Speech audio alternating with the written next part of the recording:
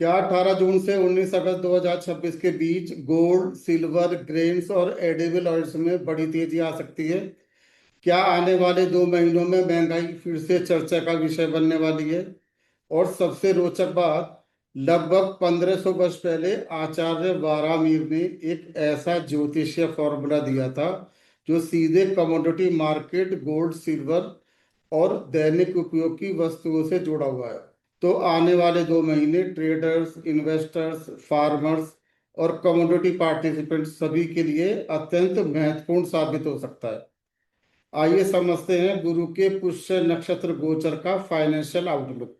नमस्कार, मैं हूं सुनील दीक्षित और आप देख रहे हैं एस्ट्रो मार्केट इनसाइट्स। सबसे पहले एक शास्त्रीय संदर्भ की बात करते हैं। पुष्य जीवे धान्य सुवर्ण रजत तैलादीनाम वृद्धिर्भवति ही, अर्थात जब देवगुरु बृहस्पति पुष्य नक्षत्र में स्थित होते हैं तब धान्य अर्थात ग्रेन्स, सुवर्ण अर्थात गोल्ड, रजत अर्थात सिल्वर, तेल मतलब ऑयल्स, और इसी वर्ष 18 जून 2026 से 19 अगस्त 2026 तक बृहस्पति कर्क राशि के पुष्य नक्षत्र में गोचर करेंगे। और यह गोचर और भी विशेष इसलिए बन जाता है क्योंकि कर्क राशि बृहस्पति की उच्च राशि है, अर्थात बृहस्पति अपनी पूर्ण शक्ति के साथ कार्य कर रहे होंगे।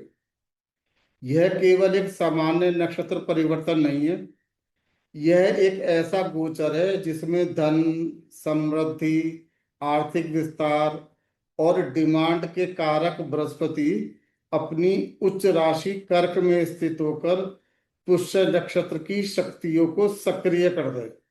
फाइनेंशियल एस्ट्रोलॉजी की दृष्टि से यह अवधि gold, silver, agriculture, commodities, edible oil और व्यापक कमोडिटी मार्केट के लिए अत्यंत महत्वपूर्ण मानी जा सकती है। आइए समझते हैं ऐसा क्यों है। गुरु और पुष्य का सहयोग इतना महत्वपूर्ण क्यों हो जाता है? सबसे पहले हमें पुष्य नक्षत्र की प्रकृति को समझना चाहिए। पुष्य का अर्थ है पोषण, वृद्धि, संवर्धन और विस्तार। यह नक्षत्र जीवन को सस्टेन करने वाली वस्तुओं से जुड़ा हुआ है, जैसे अन्न, कृषि, दुग्ध उत्पादक, खाद्य पदार्थ, आवश्यक वस्तुएं, संसाधन। वहीं दूसरी ओर बृहस्पति का संबंध है धन से, समृद्धि से, एक्सपेंशन से, लिक्विडिटी से, वेल्थ और क्रिएशन से।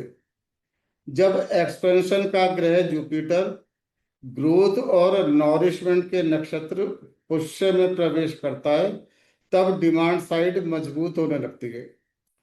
और जब डिमांड मजबूत होती है तो कमोडिटीज और रिसोर्सेज के मूल्यों में तेजी देखी जा सकती है।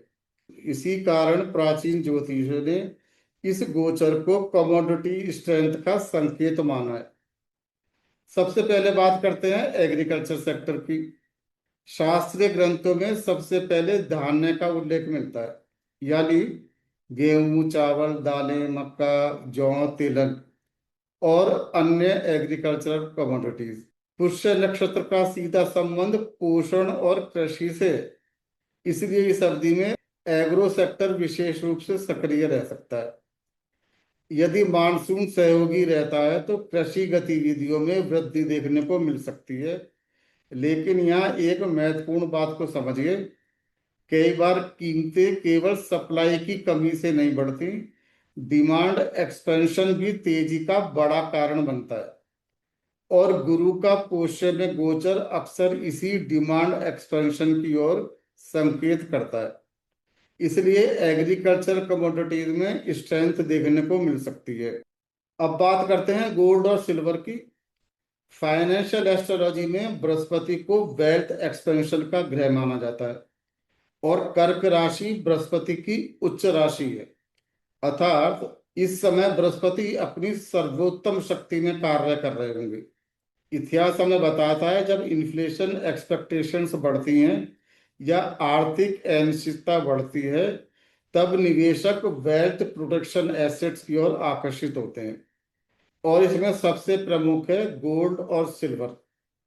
इसलिए इस अवधि में गोल्ड में स्ट्रेंथ बनी रह सकती है। सिल्वर में अपेक्षाकृत अधिक वोलेटिलिटी और मोमेंटम देखने को मिल सकता है। बुलियन मार्केट में सकारात्मक सेंटिमेंट रह सकते हैं। विशेष रूप से सिल्वर पर नजर रखनी चाहिए, क्योंकि कई बार कमोडिटी साइकिल के दौरान सिल्वर गोल्ड से अधिक परसेंटेज मूव देती है। ऑयल और ईडीबी सेक्टर की बात करें तो mustard oil, soyabean oil, palm oil, sunflower oil, घी और अन्य ईडीबी ऑयल से फूड इन्फ्लेशन का एक बड़ा हिस्सा एडिबल ऑयल से जुड़ता है। तो ऑयल सेगमेंट में भी मजबूती देखने को मिलती है। कमोडिटी ट्रेडर्स और एग्रीकल्चर एनालिस्ट को इस सेक्टर पर विशेष ध्यान देना चाहिए। क्या यह केवल कमोडिटीज की कहानी है या इन्फ्लेशन का संकेत भी है? अब आते हैं एक महत्वपूर्ण बिंदु पर। शास्त्र केवल गोल्ड, सिल्वर या ग्रेन तक सीमित नहीं रहते। वे कहते हैं तैला दिनाम, अर्थात अन्य अनेक वस्तुएं भी, यानी व्यापक commodity basket. Modern economy language में इसे इन्फ्लेशनरी प्रेशर या कमोडिटी इन्फ्लेशन थीम कहा जा सकता है। इस दौरान हम कह सकते हैं फूड प्राइसेस में वृद्धि, रॉ मटेरियल कॉस्ट में मजबूती, एसेंशियल कमोडिटीज में प्राइस राइज, इनपुट कॉस्ट में बढ़ोतरी। इसका अर्थ यह नहीं है कि हर वस्तु महंगी होगी, लेकिन प्राइस प्रेशर और कमोडिटी स्ट्रेंथ की संभावना अवश्य बनती है। स्टॉक मार्केट में ये सब क्या संकेत दे रहे हैं? इक्विटी मार्केट में इसका प्रभाव हो सकता है।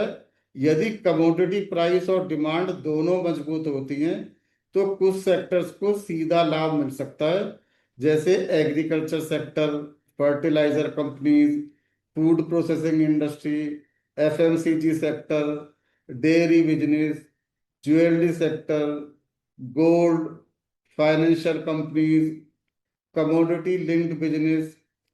हालांकि दूसरी ओर जिन कंपनियों की इनपुट कॉस्ट बढ़ेगी उनके मार्जिन भी दबाव में आ सकते हैं। इसलिए इस अवधि में सेक्टर रोटेशन देखने को मिल सकती है। निष्कर्ष ये है कि 18 जून 2026 से 19 अगस्त 2026 तक गुरु का पुष्य नक्षत्र में गोचर फाइनेंशियल एस्ट्रोलॉजी की दृष्टि से अत्यंत महत्वपूर्ण माना जा सकता है।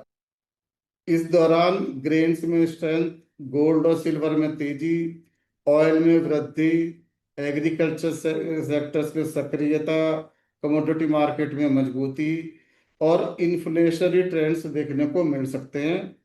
बेशक मार्केट को प्रभावित करने वाले अन्य आर्थिक, भू राजनीतिक और वैश्विक कारक भी हो सकते हैं, लेकिन क्लासिकल एस्ट्रोलॉजी के दृष्टिकोण से यह गोचर आने वाले 2 महीनों को विशेष रूप से महत्वपूर्ण बनाता है। आपकी क्या राय है? क्या गोल्ड और सिल्वर नया हाई बना सकते हैं? क्या कमोडिटीज में एक नया बुल फेज शुरू हो सकता है? कमेंट सेक्शन में अपनी राय अवश्य साझा करें। यदि आपको यह वीडियो विश्लेषण अच्छा लगा हो तो वीडियो को लाइक करें, चैनल को सब्सक्राइब करें और बेल आइकन अवश्य दबाएं, ताकि हर नए वीडियो की जानकारी आपको समय पर मिलती रहे। मिलते हैं अगले वीडियो में। पर अंत में एक महत्वपूर्ण डिस्क्लेमर देना चाहूँगा। यह वीडियो केवल एजुकेशनल और एस्ट्रोलॉजिकल पर्पस के लिए है। इसे किसी फाइनेंशियल इन्वेस्टमेंट एडवाइस की तरह ना लें। इन्वेस्टमेंट से पहले अपने फाइनेंशियल एडवाइजर से सलाह अवश्य लें। शेयर मार्केट और कमोडिटी मार्केट जोखिम के अधीन होते हैं, इसलिए सोच समझकर निर्णय लेना आवश्यक होता है। मैं हूं सुनील दीक्षित। मिलते हैं अगले एस्ट्रो मार्केट इनसाइट्स में। धन्यवाद। जय श्री हरि।